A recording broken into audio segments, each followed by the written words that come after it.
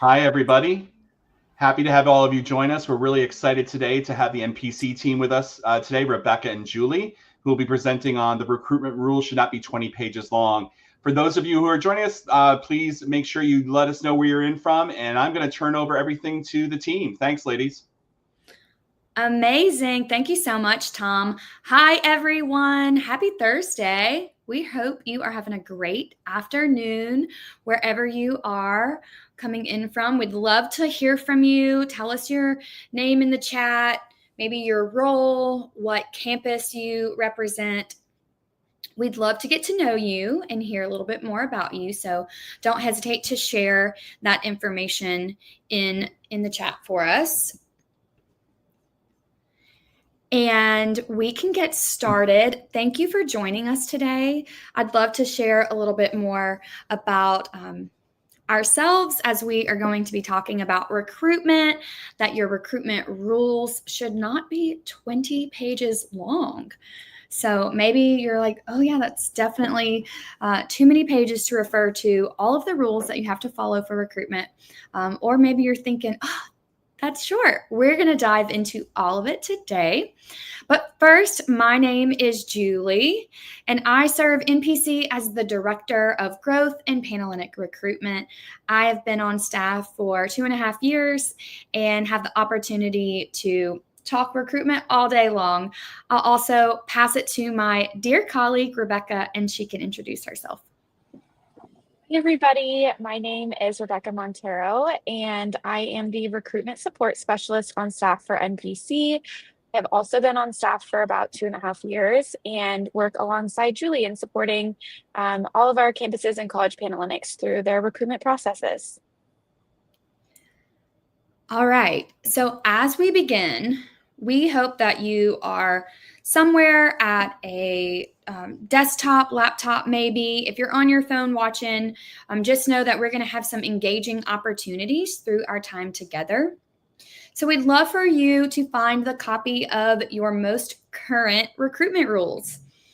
Do you have a digital copy of that? Maybe you have a printed copy with you. We are going to refer to your recruitment rules a good bit in this session today, so make sure that you have that with you. We're also going to have a variety of activities together, and we'll also have some QR codes. So just know that all of that is happening. We'd love for this to be interactive. Please ask us questions, and we will jump in together. All right, so let's survey the Zoom, or really, this is, I see StreamYard, which a platform we've not been on before. So that's exciting to learn new things today. But raise your hand or drop an emoji or put in the chat, raise your hand for us. We just want to get a pulse check. Whose college Panhellenic recruitment rules are less than 5 pages? Less than 5 pages.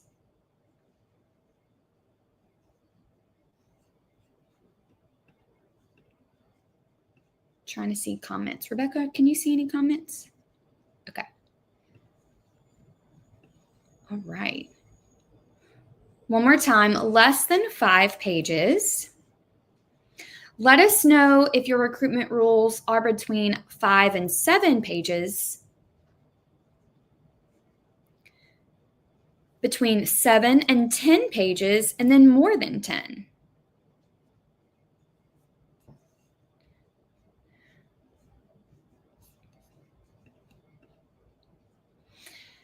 As we keep going, it is really essential to establish a foundation that explains why do we have these recruitment rules to begin with, right?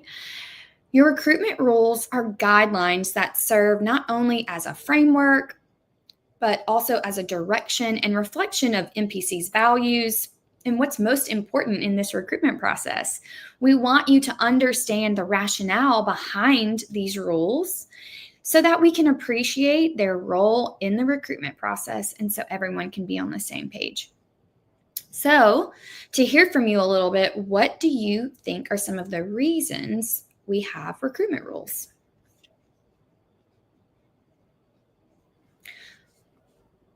just maybe jot down some thoughts about why you think we might have recruitment rules for College Panhellenic. And let's go through some of those reasons now. To establish fairness and equity, enforcing recruitment rules ensures that all chapters adhere to the same guidelines. Promoting a positive recruitment experience. We all want a positive experience, right? Recruitment guidelines should establish a supportive environment for potential new members and our chapters and chapter members. By implementing these recruitment rules, the process really aims to alleviate stress and anxiety for all participants. Consistency and organization. Establishing rules creates a consistent and organized recruitment process each year, enhancing the overall experience for everyone involved. And lastly, transparency. Everyone should clearly understand what is expected of them through recruitment. And transparency fosters trust, one among the chapters themselves, but also trust from the potential new members going through this process. So it's important not only to establish recruitment rules, but these rules be clear, they be concise. As many of you know, recruitment rules can sometimes be excessive and lengthy. So we want to make sure that we cover any misconceptions about what should and should not be included in your Panhellenic recruitment rules. All right, Rebecca, I'm going to toss it to you for an activity. Yes. So if you are watching this back not live, feel free to pause and answer these questions for yourself before we reveal the answer. But if anyone is live and you want to throw some answers in the chat, feel free to do so. We are going to go through some common topics that we have found on staff in the recruitment rules for various college Panhellenics. Some of these topics are appropriate and should be included in the recruitment rules, in which case we want you to let us know, yes, they should. But some of them are not fitting within the scope of the recruitment rules. And so if you don't think something fits within the scope, feel free to let us know by typing a no. So let's go through some of these examples. The first example is round information. So round information, like your recruitment schedule, maybe what time the rounds are going to start at, how long each round is, how much time there are in between the rounds, if there are certain names for the rounds like sisterhood or values. That is what we mean by round information. So do we think round information belongs in the recruitment rules? All right. Yes. Information does belong in the recruitment rules. It is important that the amount of time and the details around each round of recruitment are documented in these recruitment rules, and everyone in the community is agreeing to that. So next we have P&M eligibility. So do you think P&M eligibility for primary recruitment should be included in your College Panhellenics recruitment rules?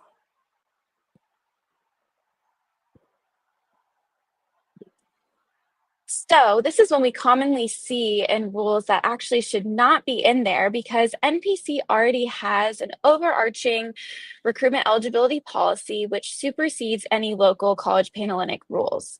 So anything you were to put in your recruitment rules, if it was different from what NPC's policy is, NPC's policy would supersede at the end of the day. However, the one exception to this or asterisk is if your college or university has any specific mandated credit hour requirements for P&M eligibility, those types of details may be included in your recruitment rules. Next up, we have alumni involvement. So take a second to think about if you think alumni involvement belongs in your College Panhellenics recruitment rules.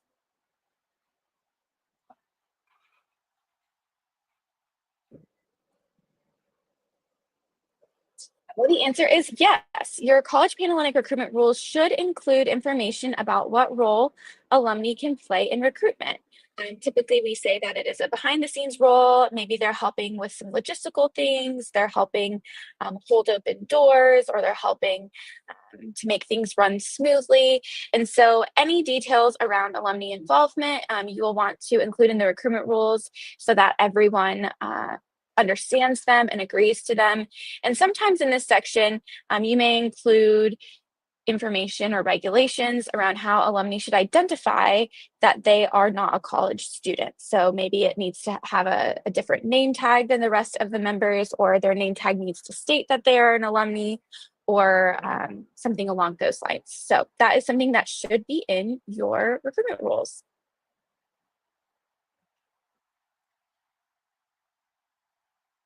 All right, next we have restrictions on chapter member contact with P&Ms.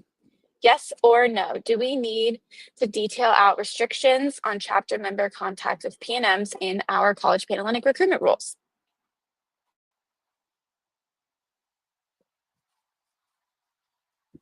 The answer is actually no, which may be surprising to some, but hopefully not all.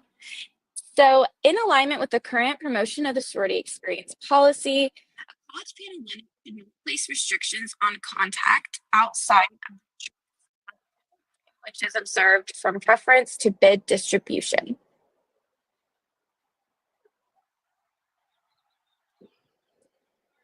Total setting method, yes or no? Should we have that in our College Panhellenic recruitment rules? I believe this is our last question for you guys. No. A College Panhellenic will receive a total method from their total specialist that must be implemented. And because of this, there is no need for anything relating to total to be included in those recruitment rules. And you shouldn't have a specific total method outlined in your documents, because that obviously could change depending on how the total specialist chooses to set total. So hopefully you enjoyed that engaging activity, whether you are live or watching back. Maybe some of those things were surprising for you, and you realize some sections that need to be either removed or added to your College Panhellenic's recruitment rules. Next, I'm going to toss it back to Julie, and we're going to look at what exactly should and shouldn't be in your recruitment rules so that you can make those necessary changes moving forward.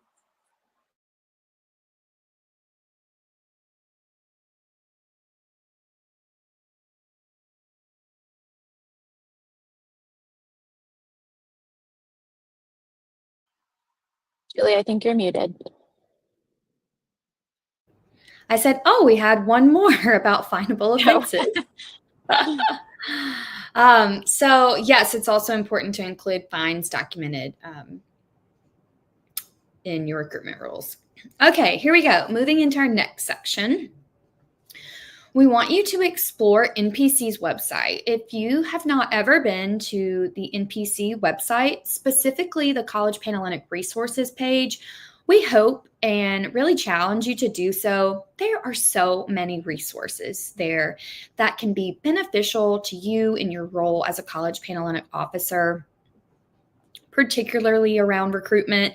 Rebecca and I spend quite a bit of our time updating and elevating those resources because we feel strongly about equipping you to be successful officers. So if you're here with us or watching live, I want you to type in npcwomen.org, and that will bring you to the main NPC website.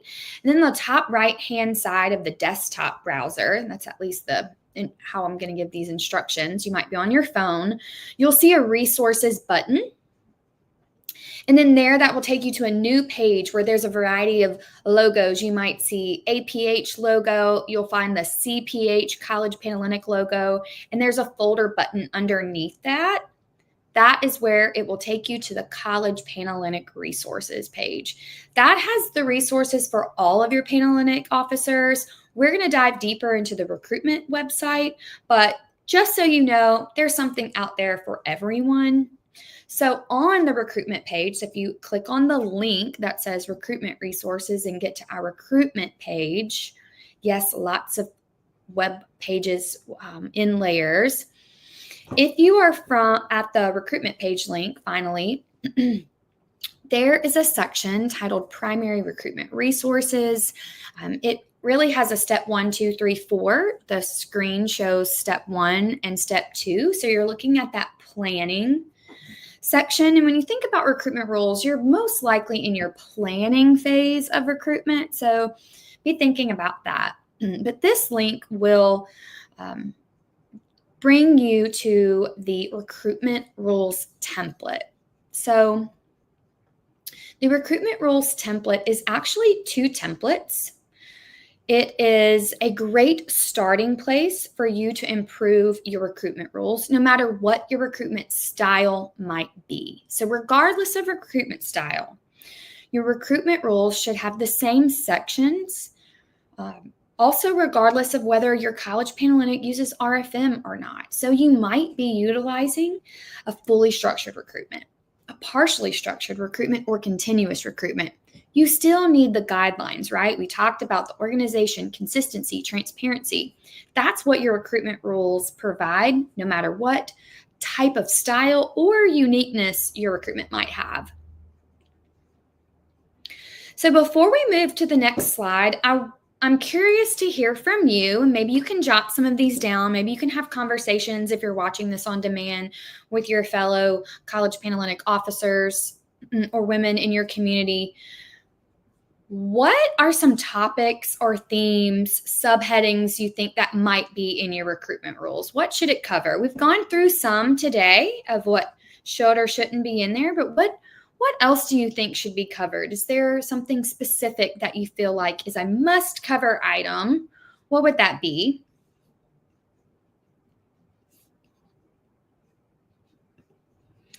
Here's what we at NPC say should be included in the sections of your recruitment rules. So you will see on the screen, we are going to more specifically talk about the structured recruitment rules. So you'll see the adherence to NPC unanimous agreements and policies regarding recruitment. Those are decisions made at the upper level of NPC with our 26 member organizations. You'll see the membership recruitment acceptance binding agreement, that MRABA. You'll see strict silence. You'll see promotion of the sorority experience, values-based recruitment, primary recruitment logistics, recruitment counselors, recruitment finances, continuous open bidding, what we know as COB, alumni involvement, and then definable violations and fines assessed. The first 5 sections to point out, and the COB section, they are italicized and bolded. So this is because those sections really need to be the exact same language from the template. So think about it as a copy paste word for word into your recruitment rules from the template that you can download from NPC's website. There should not be additions, should not be adding extra wording even into that section, whether you're changing the policy or not. There should be no subtractions. There also should be no edits. This really should be a copy paste.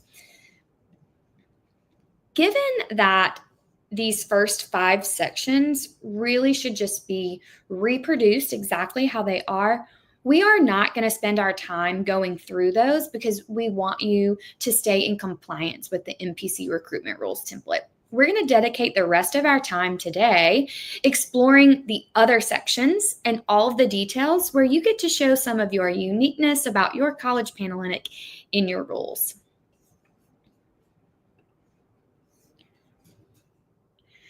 Section 6 is the primary recruitment logistics section.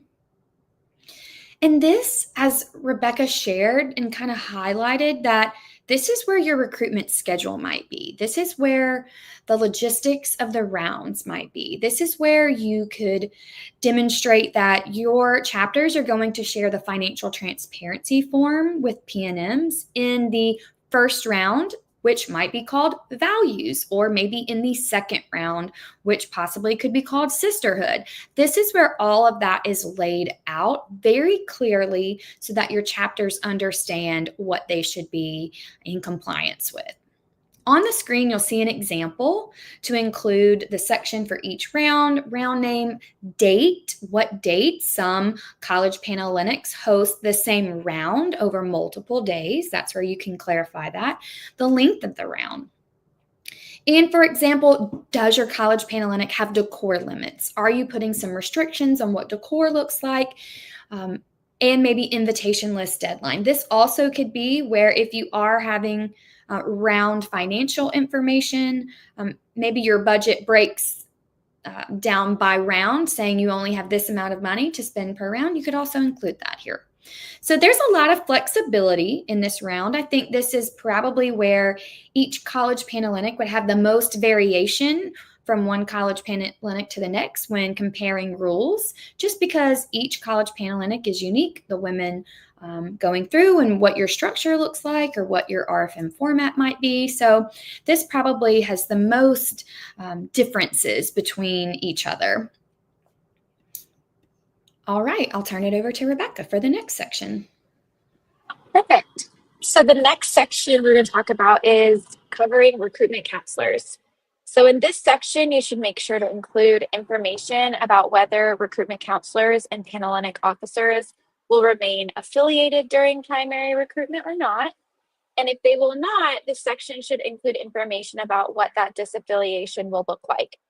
It is important to remember that disaffiliation cannot start earlier than 30 days before the start of your primary recruitment. So whatever that date is that it begins should be included in this section.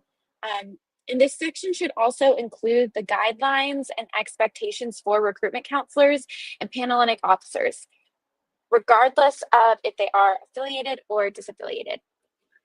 Specifically, some suggested items to include if you are having affiliated recruitment counselors is a statement of what that affiliation will look like, such as a list of chapter or campus activities that recruitment counselors can or cannot participate in before and during recruitment, behavioral expectations of recruitment counselors, guidelines on using social media accounts and specified dates when the outlined use is in place, recommendations on recruitment counselor contact with their chapter members, including if they're living in a housing facility and they are on a meal plan through that chapter facility, and things of that nature.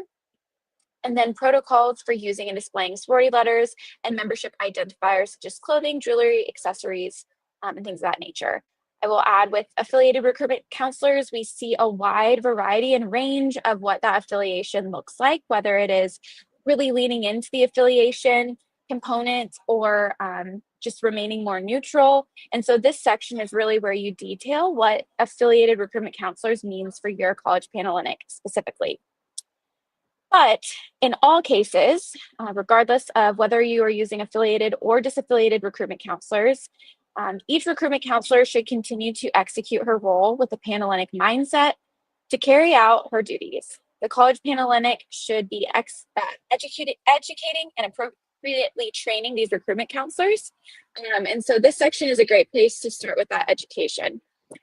On the screen here, you will see an example of a recruitment counselors section for a college Panhellenic that used affiliated recruitment counselors. And so if you want to pause and read that and get some sample language that might be helpful for you if you are either shifting to affiliated recruitment counselors or if you use affiliated recruitment counselors, definitely do that. But like I said, a lot of these things apply regardless of whether or not your college Panhellenic has affiliated recruitment counselors. All right, thanks, Rebecca. The next section is 8, which covers recruitment finances. This section should include information about pre-recruitment and recruitment budgets. The college Panhellenic should establish a budget with guidelines and set a cap on recruitment expenses, including the value of all donated goods and services. Chapters should keep the costs minimal. On the screen, you can see an example of what this section could look like. As a reminder, we are going to skip over the next section, which is COB, because it should be a copy and paste in the recruitment rules. So the last section we'll talk about is alumni involvement. And this section could include any desired limitations for alumni during primary recruitment. Ideally, alumni involvement is behind the scenes, right? Not only not one that actively participates in the recruitment process, sitting and meeting and talking with potential new members. We want that to be a behind the scenes process, except if there were women there visiting or as designated international national member organization staff or volunteers or organizational visitors and traveling leadership consultants as an example. So those women, you could put that information also in your recruitment rules here. So see this example on the screen. It does a good job of setting up parameters for the alumni involvement. All right, one last section that you'll see in your recruitment rules is the finable violations and fines assessed. Commonly, we see this section in a graph, which honestly, it's just easier to read. So we hope that you will use the table and graph that we provide. College Panhellenics need to list any violations that they would be able to assess fines to chapters for violations of those recruitment rules. So it must be detailed in this section. The details should include the violation, when applicable, the amount, and how frequently it is assessed. So you can see the sample of that table to include here on your screen. And you would just add rows to that table in your recruitment rules if you needed.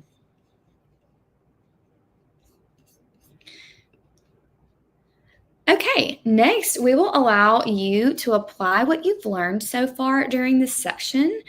We have provided you a QR code on the screen, and we will take you to a sample College Panhellenic recruitment rules.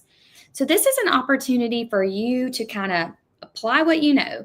These rules have an opportunity for some improvement, let's just say. So we hope that you'll take the next 5 minutes to read through these rules.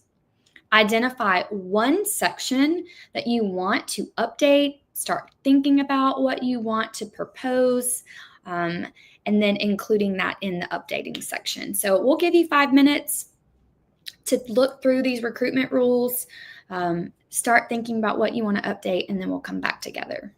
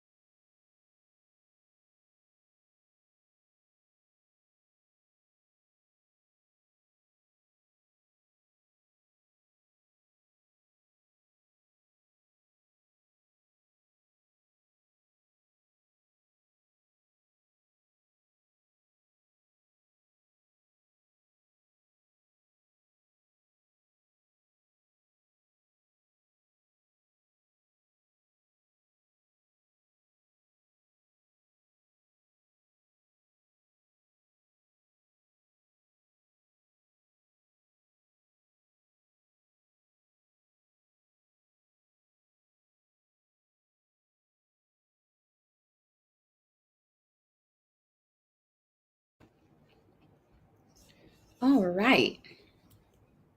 Well, I hope that everyone had an opportunity to look at those sample rules. You can use that view only link that pops up, and you can download those and play around with them. You can highlight some changes, really go through and explain the reasons for the change. I think that's very important when you are reviewing your recruitment rules and you're proposing changes to your delegation, your whole community, that it's important to explain the why. People like the why so that they can buy into things. Always allow those 2 weeks. Sorry, Rebecca, I think I'm jumping ahead. A couple of things to point out about the sample recruitment rules is that, one, they started off the rules with a code of ethics, which actually should be a separate document. Don't put the code of ethics in your rules, but it can be an accompaniment to the rules. So just put that either right behind it in a standalone document. We have code of ethics templates for chapters and potential new members. So think through code of ethics for that, and that should be separate. Also, the sample rules you saw had a statement of positive Panhellenic contact. That you still might hear language about that, but the actual policy was dissolved a couple of years ago, and it really is the promotion of the sorority experience policy that should only be there. There was some duplicative language, and so some of that was consolidated, and then that one specific positive Panhellenic contact policy was dissolved. So that should not be in your rules. And as Rebecca kind of pointed out, all of those restrictions regarding contact should be eliminated, because the promotion of the sorority experience policy is really about contacting, engaging, and sharing the value, relevance, and benefits of sorority membership. So definitely have that lens through when you're reviewing your recruitment rules. This sample rules also have a section on total, right? So that needs to be removed out. Lots of restrictions on contact, which should not be in here. They do have some Panhellenic preview type events, which we hope that you have, promotional events and marketing events. So think through what that should look like. You could and include that there. And just overall, these rules have a lot of duplicative language. So go back to some of the why of the rules and think through that transparency, clarity piece, and being concise. So how can these rules, yes, they're not 20 pages. They're only at the, 10, 11 page mark, but there's still a lot of words that could be narrowed down, and maybe some language in there that just does not need to repeat itself. One, because we already have an NPC policy, and you do not need to repeat an NPC policy in your rules, except for the ones that we've shared with you. So hopefully this gives you a new glimpse of some edits that you can make to your College Panhellenic rules. And now we're going to move into voting and approving your recruitment rules. So we'll spend the rest of our time discussing practical steps to take once you have identified what changes need to be made to the rules. So be mindful of approval. Times approval of your recruitment rules will require an official vote of the College Panhellenic delegates, right? So those chapter women representing their chapters at your Panhellenic meetings. To set your College Panhellenic up for success, explain all of those changes. As I said, I kind of jumped in a little earlier. You want to make sure that they understand the why. Explain the reasons for the changes. The delegates must be equipped to present the rules back to their chapters. So you want to make sure that everyone could pick up your rules, understand it, read them, share them out. Also, College Panhellenic needs at least 2 weeks. That is what's recommended between the update of the recruitment rules being proposed and presented to the delegates and the actual vote.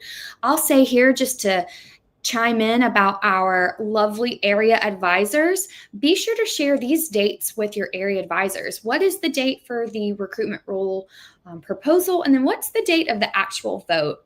they're a great resource to also review your recruitment rules.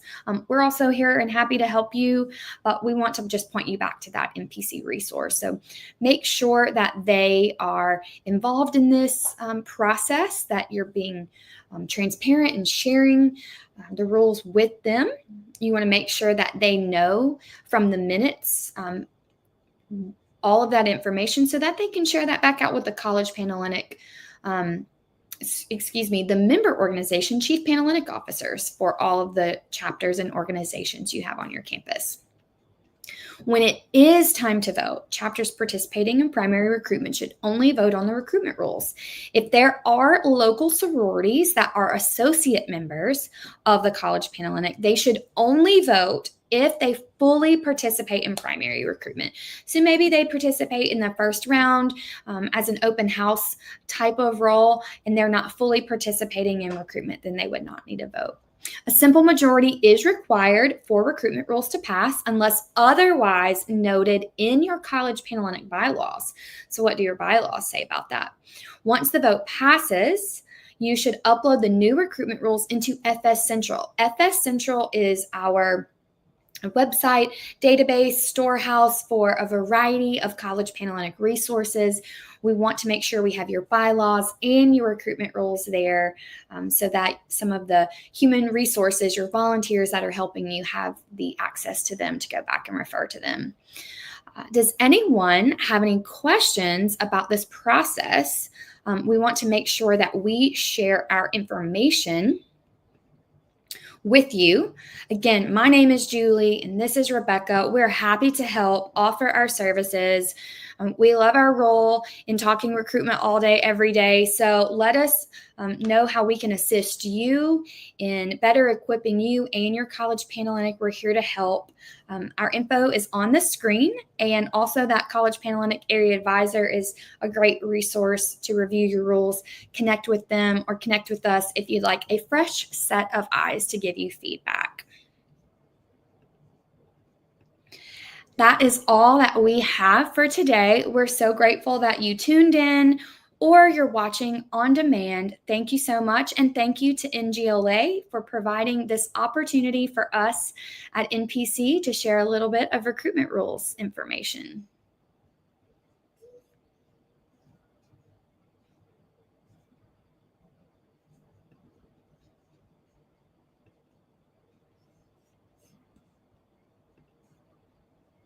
Hey guys, thank you very much for joining us today. I'm sorry, I just realized that you were all done there. Thanks a lot. We'll see you soon, and thanks. We hope to hear from NPC again.